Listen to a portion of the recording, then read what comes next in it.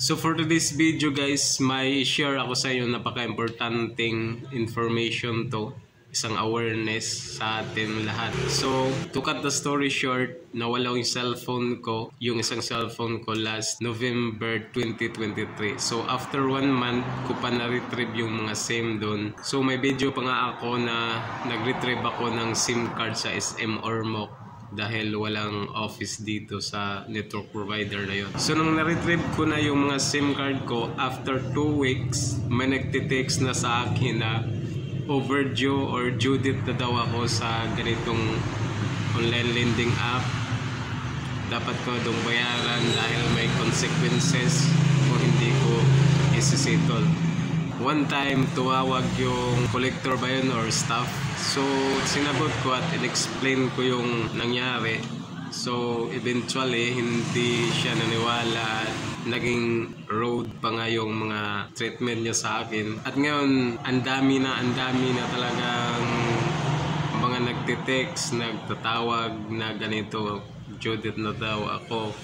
Hindi lang 10. So yun nga ang problema natin ngayon. So ang ginawa ko is hindi na lang ako nag-explain, hindi na ako sumasagot. Pinabayaan ko lang yung mga text, mga tawag yan. So ang awareness lang dito is kailangan natin i-secure yung mga information natin, yung mga personal belongings natin na naglalaman ng personal information. Dapat naka-private talaga as much as possible yung mga document na mga transaction mo, like banking, like other transaction mo na mayroong mga personal information na confidential. Hindi mo dapat nilalagay sa ganitong phone cover dahil sa nangyari sa akin ganito kasi yung mga remittance receipt ko, like employer deposit sa bangko, may nalagay ako doon mga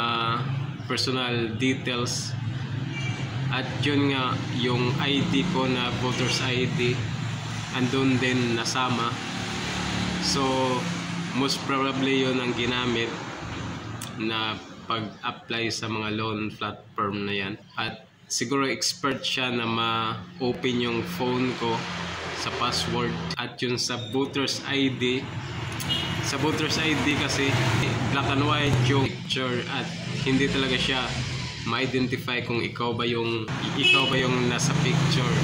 Kahit sa sa UMID ID kung ikaw ay bata-bata pa nung kumuha at ngayon may edad na tayo, iba na yung itsura. So kaya hindi mo kahit may mga face verification sa ganung mga transaction sa pag-register nga ng SIM card, di ba?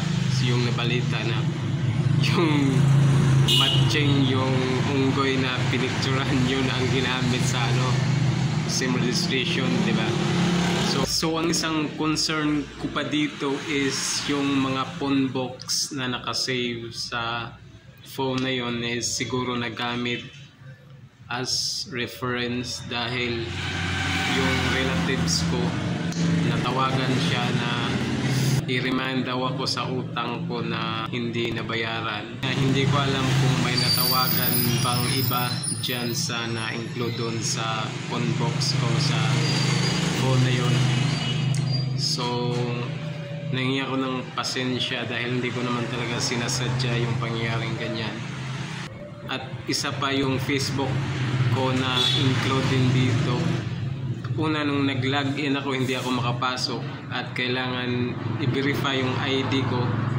So yung natira kong ID, which is yung PIN number at saka yung iba kong ID, yun ang ginamit ko. So na-open ko na siya, pero nung kinabukasan nag-login naman ako, nakapasok naman ako, pero sa notification hindi lang 200 notification. At nung pag-open ko is sabi doon is ganito, may nag-attempt daw na mag-login at sa account ko. Yan, hindi lang isa kundi almost 300 yata, basta 200 plus yung notification na natanggap ko.